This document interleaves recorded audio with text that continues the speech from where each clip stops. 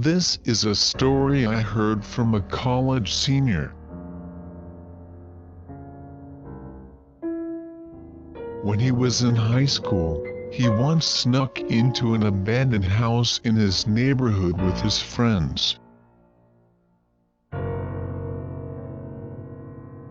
The abandoned house was not far from the elementary school and was surrounded by a tall wall, with taller bamboo growing up inside and looking down on the surroundings.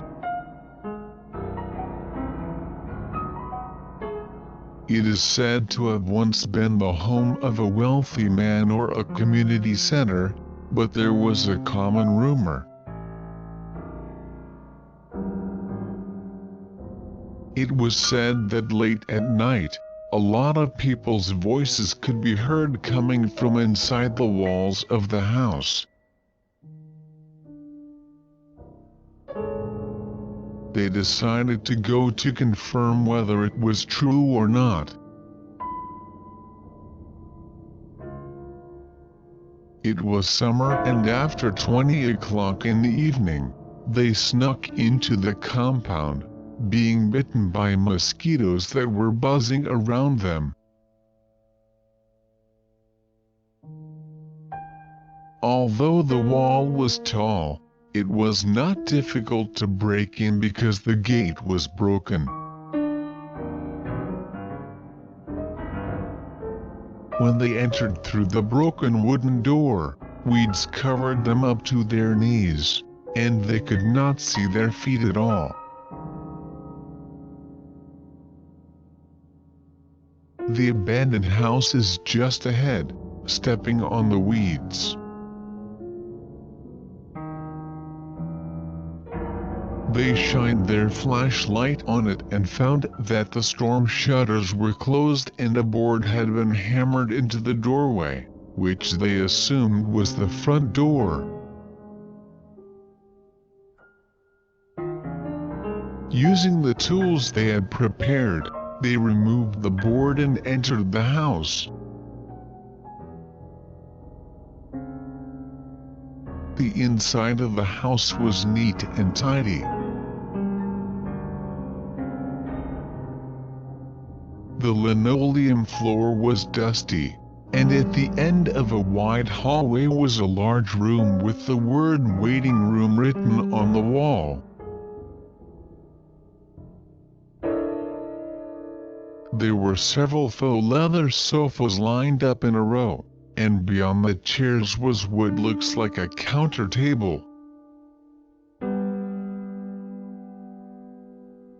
To the right of the table, a wooden door was halfway open, and the wall was marked "Examination Room." The abandoned building was apparently an old clinic.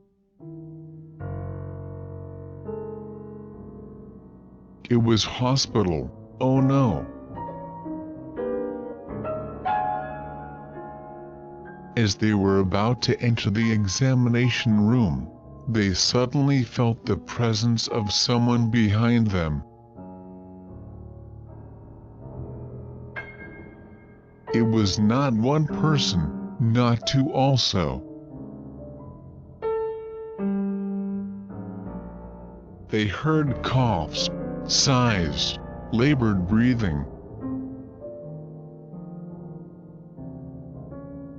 When they turned around to see who it was, they found that the room, which should have been dark, had somehow turned into midday, and a number of old men were sitting on the couches.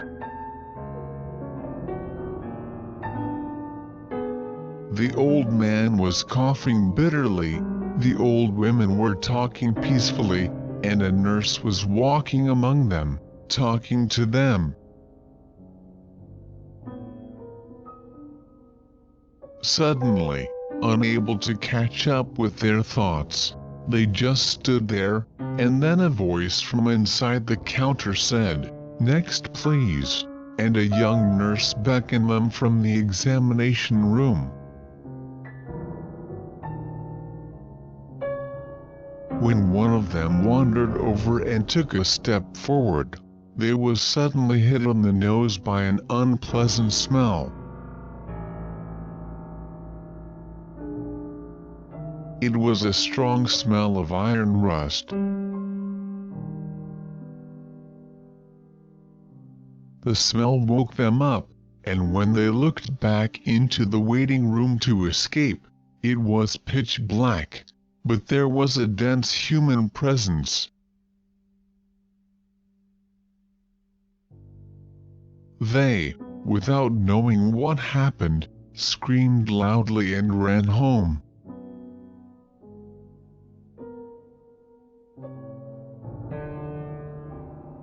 They were able to return home without any injuries, and there was nothing haunting them afterwards. But after that, they said there was one thing that was bothering them.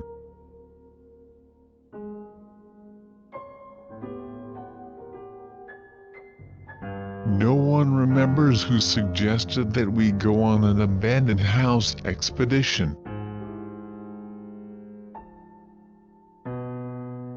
Was it the abandoned house that called them? Or was there another one that was forgotten?